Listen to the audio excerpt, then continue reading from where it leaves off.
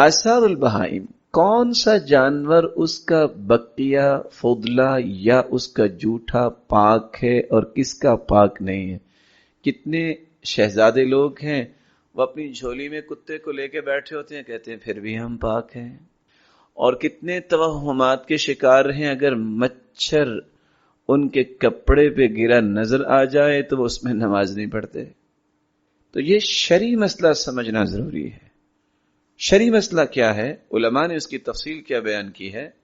سؤر البہائم، چوپائے اور جانور ان کے جوٹے کا حکم کیا ہے؟ حیوان کی بنیادی طور پہ دو قسمیں ہیں، اور میری خواہش ہوگی کہ میں تھوڑا سا آپ کو بھی اپنے ساتھ ملاؤں تاکہ معاملہ اچھی طرح سمجھ آ جائے۔ حیوان کی کتنی قسمیں ہیں؟ دو قسمیں ہیں۔ ان میں سے کچھ حیوان نجس ہیں، پلید ہیں، اور کچھ پاک ہیں۔ حیوان کی دو قسمیں ہیں، کچھ پاک ہیں اور کچھ نجس ہیں۔ رہی پہلی قسم کہ کچھ ایسے حیوانات ہیں جن کو اتفاقی طور پہ نجس کہا گیا ہے، کسی کا اختلاف ہے ہی نہیں، قولا واحدا، کتا، خنزیر، جو کچھ اس سے پیدا ہو، جو کچھ ان سے نکلے، بغیر کسی اختلاف کے یہ نجس ہے اور پلید ہے۔ حیوان کی دو قسمیں، نجس اور پاک۔ نجس میں آگے پھر دو قسمیں ہیں، ایسے حیوانات جن میں اختلاف کسی نے کیا ہی نہیں، کتا اور خنزیر۔ اس لیے کوئی یہ شخص کہہ دے کہ میرے کپڑوں پہ کتا ساتھ لگ گیا تو اس میں کیا حکم ہے؟ اس کو سمجھنا چاہیے یہ کتا اور خنزیر یہ نجس ہے بعینی، یہ خود نجس ہیں، تو اس کا جوٹھا یا اس کا لعاب دہن یا کوئی چیز جو ہے اس کی پاکیزگی کبھی مسلمان سوچ ہی نہیں سکتا۔ اس لیے تو اللہ کے رسول صلی اللہ علیہ وسلم نے فرمایا تھا نا کہ جو شخص ایک دن کتا گھر میں رکھ لے تو 2 احد پہاڑ جتنی نیکیاں اس کی ضائع ہو جاتی ہے۔ پہلے تو یہ پتہ کیجئے نا کہ 2 احد پہاڑ جتنی نیکیاں ہیں کس کی۔ تو بات یہ کر رہے تھے حیوان کی دو قسمیں ہیں، ایک پاک ہے اور ایک نجس ہے۔ ہم نجس کو پہلے لیں گے چونکہ ہماری بحث نجاست پہ چل رہی ہے۔ نجس کی آگے دو قسمیں ہیں، ایسے جانور جن کو تمام علماء نے دلائل کی روشنی میں نجس کہا ہے، وہ ہے کتا اور خنزیر۔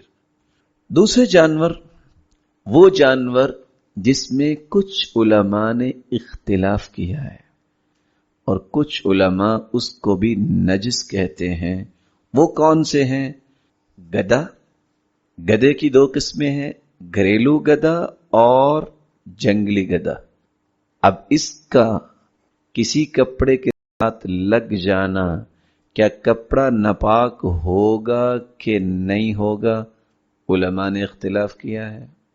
کیا اس کو پسینہ اگر آیا ہو اور سوار سواری کر رہا ہے، اس کا پسینہ کپڑوں پہ لگ جائے تو کیا یہ پاک ہوگا کہ ناپاک ہوگا کپڑا؟ اسی طرح اونٹنی ہے، جس طرح اللہ کے رسول صلی اللہ علیہ وسلم نے سواری کی اور صحابی کہتے ہیں کہ چادر ٹخنوں سے اوپر تو تھی، پنڈلی سے اوپر آئی تو دوڑنے کی وجہ سے اس کا پسینہ میری ٹانگوں پہ لگا۔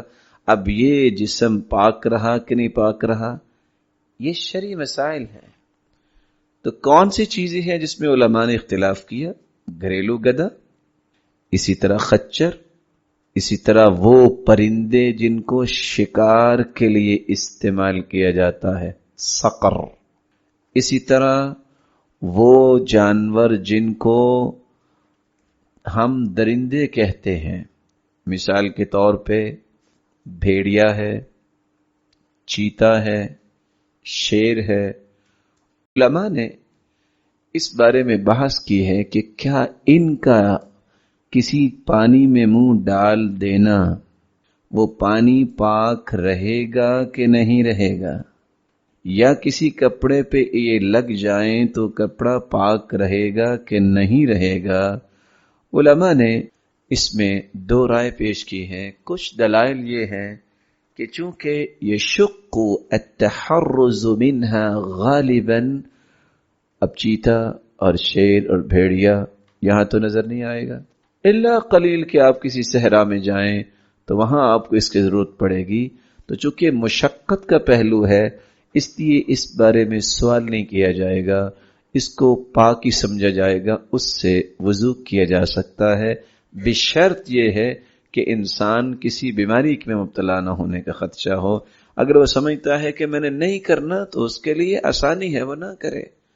جیسا کہ عمر بن عاص رضی اللہ تعالی عنہ جب ایک جگہ گئے، عمر رضی اللہ تعالی عنہ ساتھ تھے، تو پوچھنے لگے یہاں پانی یہ جو اکٹھا ہے، یہاں کوئی چیتا یا کوئی اس طرح کی چیزیں آ کے پانی تو نہیں پیتے؟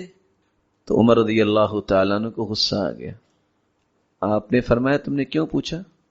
جب اللہ کے رسول کا حکم آ گیا ہے اذا بلغ الماء قلتین لم يحمل الخبث، 2.5 من سے کم پانی جو ہے وہ ناپاک ہوگا، اگر پانی اس سے زیادہ ہو جائے تو پانی ناپاک ہوتا ہی نہیں ہے۔